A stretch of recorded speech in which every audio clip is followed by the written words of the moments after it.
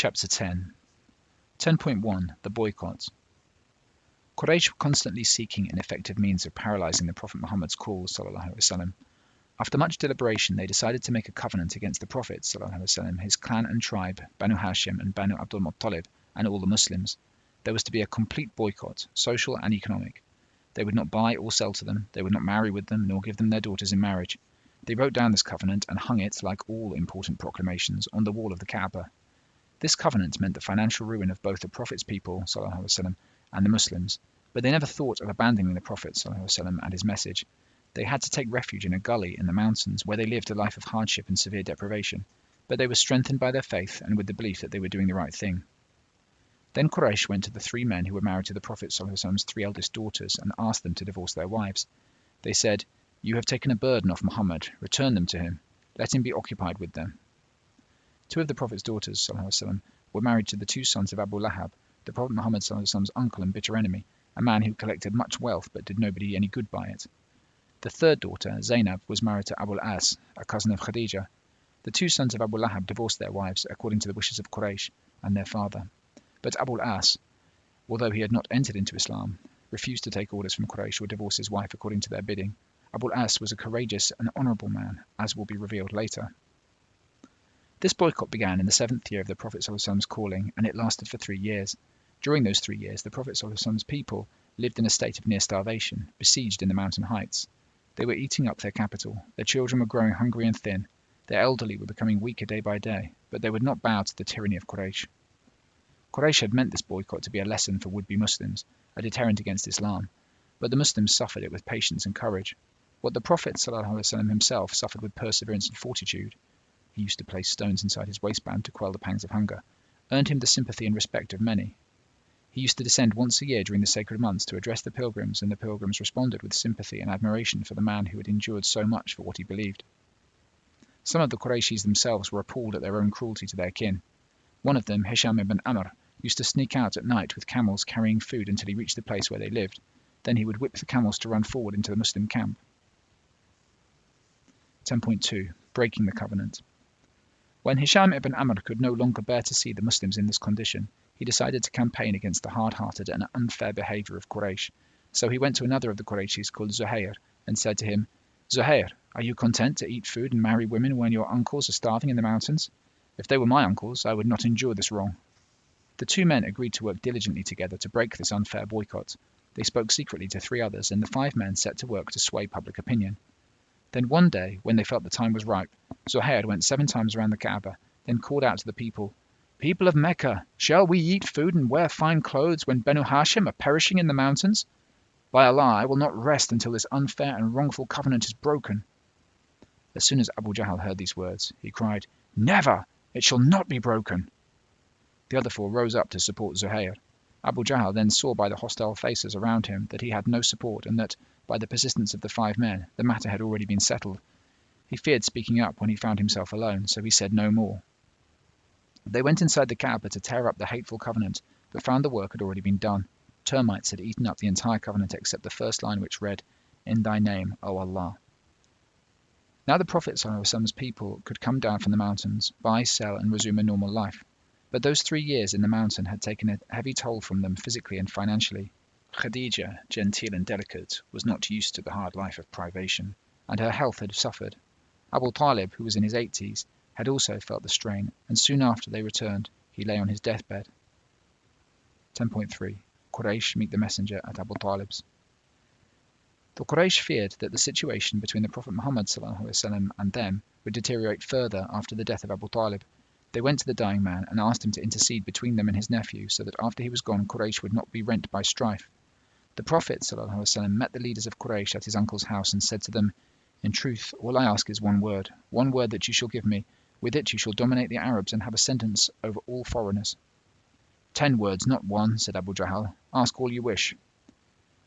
Say, Allah is one, and reject the idols you worship." They were scandalized, and one of them said, "But Muhammad, do you want us to make the gods only one?" Then they agreed with each other that it was no use. They were never going to get anything out of such a man who was not ready to budge an inch. They left Abu Talib's house without coming to an agreement with the Prophet ﷺ. 10.4 Abu Talib on his deathbed. As Abu Talib approached death, the Prophet Muhammad ﷺ went to see him. This old man was very dear to him. He had brought him up from childhood, guided him through youth, and even after he had become a man, Abu Talib had stood resolutely between him and the evil spite of Quraysh. Remembering this period of his life in later years, the Prophet ﷺ used to say, Quraysh were never really able to do me harm except after the death of Abu Talib. Now that Abu Talib was about to leave this world, the Prophet ﷺ wanted to help him gain a place in paradise. He was going to him with the hope that perhaps now that he was so close to death, his uncle would be able to accept the truth. Unfortunately, he found Abu Jahl and some other of the Qurayshi chiefs with him. The Prophet ﷺ pleaded with Abu Talib, coaxed him, begged him just to say one statement, Allah is one. If only you would say it, I could plead for you with it before the throne. Abu Talib loved his nephew, loved him as dearly as a son, but he could not understand what the Prophet ﷺ had been struggling and was still struggling for. He protected him because he loved him and because the Prophet ﷺ was his own flesh and blood. He trusted and respected him, but this strange spiritual contact with the unknown was beyond Abu Talib. His old mind, fixed in its habits, could not at this late hour strike out on a new route, but, because he loved his nephew, he said, If I did not fear that the women of Quraysh would say that I said it out of fear of death, I would say it to please you. Here Abu Jahl and the other men intervened, saying, Nay, nay, the religion of Abdul Muttalib. Abdul Muttalib, Abu Talib's father and the Prophet Muhammad ﷺ's grandfather, had been a polytheist who worshipped the stone idols of the Kaaba. To these visionless men, the greatest virtue was to adhere to the religion of their forefathers. They did not ask themselves whether it was true or not, sound or not, or whether there was something better. They followed blindly in the groove that preceding generations had left and considered this to be steadfastness and faithfulness. Again the Prophet ﷺ pleaded with his uncle. To save the soul of the man he loved like a father was so important to him, but again, whenever Abu Talib began to lean towards him a little, the Qurayshi chiefs would remind him, The religion of Abdul Muttalib. The Prophet ﷺ found himself powerless to move the rigid, fixed mind of the old man, reinforced as it was by the constant interruptions of the others. The weight of tradition and the habits of years stood against him. He returned home sad and discouraged, and Abu Talib died a polytheist. On this occasion, these holy verses were sent down to console the Prophet ﷺ for his failure to save the old man so close to his heart. You do not guide those who you love.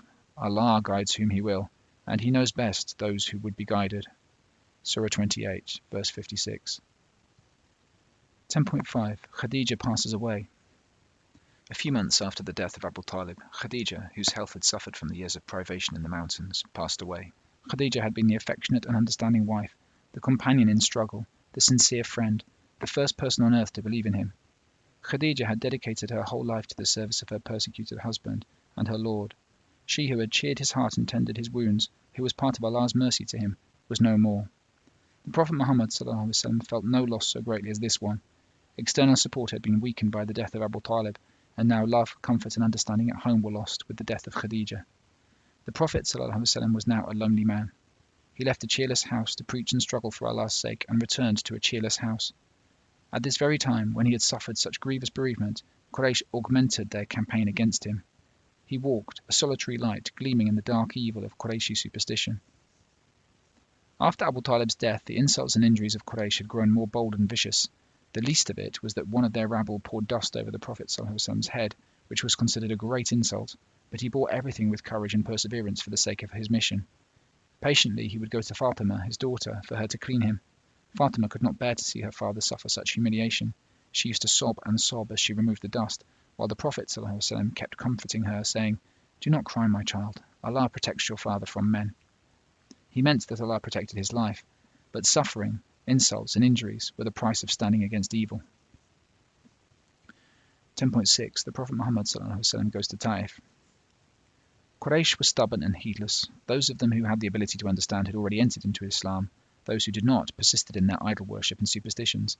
The Prophet Muhammad ﷺ, whose duty it was to spread his call as far and as widely as possible, looked to new horizons, hoping his words would find more responsive hearts elsewhere. He went to the tribe of Thaqif, who lived in Taif. This tribe enjoyed a temperate climate and fertile lands. They were opulent and engrossed in matters of this world. Moreover, they had an idol that they cherished and boasted of before the other tribes. Taif's equable weather made it a summer resort for the rich of Quraysh, while the Thaqif themselves visited Mecca in the sacred months. The goodwill of Quraysh was therefore very important to them. The Prophet ﷺ was aware of the situation, but he was trying to break the narrow circle Quraysh had woven around him, and to him the message from Allah was far more important than this world and all the riches in it. He hoped they would be able to grasp the magnitude of the gift sent down to man. He went alone to speak to Thaqif. They received him with expressions of resentment and derision. He explained, gave examples, preached, but they were deaf, blind, and dumb. At last the Prophet ﷺ realized that they would not believe, so he asked them not to mention his visit to Quraysh, for he knew they would gloat over his misfortune, but immediately they spread the news far and wide. As he was leaving, they incited their rabble to pelt him with stones, so he fled from them and took shelter behind a wall which belonged to the two sons of Rabi'a. Then he looked heavenwards and said, "My Lord, to thee I complain of my weakness and lack of ability, my being scorned by men. Most merciful of the merciful, thou art the Lord of the downtrodden and my Lord. To whom hast thou entrusted me? To a stranger who frowns upon me, or to an enemy in whose hands thou hast given me? If thou art not angry with me, I do not mind, but thy pardon is the greatest to me. I seek the aid of the light of thy face that dissipates darkness and rectifies the condition of this world and the eternal world, lest thou let thy wrath befall me, or thy displeasure overtake me. Thine is reproach until thou art content. There is no power and no right without thee." The two sons of Rabi'a sat and listened in wonder. Here was a man who was once the most honoured of the honoured. Whatever made him expose himself to the insults, jeers, and sneers of the rabble? He could have been the highest among his people if only he had renounced these strange ideas.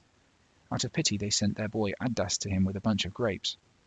Before taking the grapes, the Prophet ﷺ said, "In the name of Allah." Then he began to eat. The boy started and said, "The people of these parts do not speak like this." The messenger asked him what country he came from, and the boy said that he was a Nestorian Christian, that his name was Addas. "From the country of the righteous man Yunus, son of Matta?" asked the Prophet ﷺ. "Do you know of him?" asked Addas. "Yes," said the Prophet ﷺ.